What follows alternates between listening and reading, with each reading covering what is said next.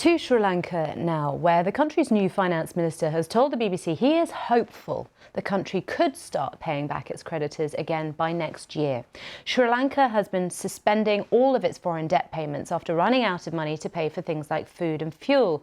It's now in talks with the IMF as well as China and India, two of its biggest creditors.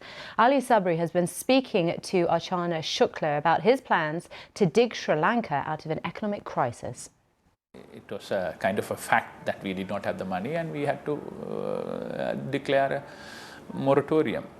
But I'm sure and I'm confident that our creditors, we will discuss with them, find a way to restructure it, and then probably we will gain market access as soon as possible. Again, very, very difficult for me to give a timeline. I hope and pray that it is as soon as possible, probably 6 months, 1 year down the line, but I don't know. You were discussing an emergency loan facility with China as well. Where are the conversations right now? No decision yet. We have made that discussions, and discussions are ongoing. We are confident that will come through. But right now, immediately there is no breakthrough. I don't see anything right now. The ambassador for China in Sri Lanka had mentioned that it's not the most desired thing for the Sri Lanka to go for IMF.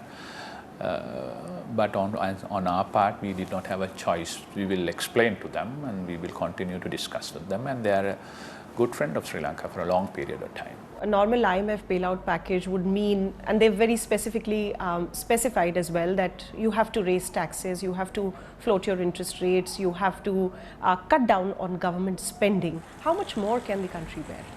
We have to increase the taxes. We need to find a way to bridge the revenue gap and the expenditure which we have. We have already sent a circular out not to get involved in any new projects or capital expenditure. So we are looking at all those possible areas. And any country to sustain, if you are not having like large oil reserves or something, tax revenue need to be 13, 14, 15% bare minimum. So we have 8.6%, which is definitely not sustainable. We must have a safety net to look after the poor.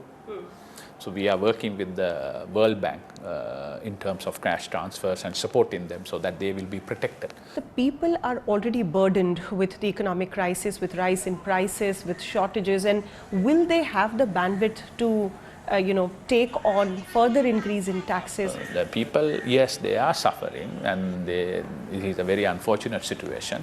But what are the choices we are left with?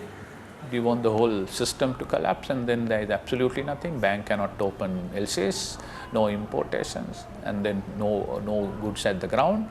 So you need to have a balance and go through the pain so that you regain. So many countries have gone through this. The opposition parties have said they have support of enough parliamentarians to pass a no confidence motion.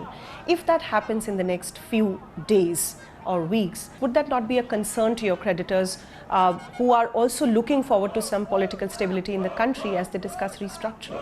Yeah, it will definitely have an impact. Basically, this is an economic crisis. Economic crises have led to this political crisis. It's not a political crisis which led to the economic crisis. So, in order to get over, we need to have a plan for economic recovery. Nobody is providing that framework. Not the protester, not the opposition, no one is providing.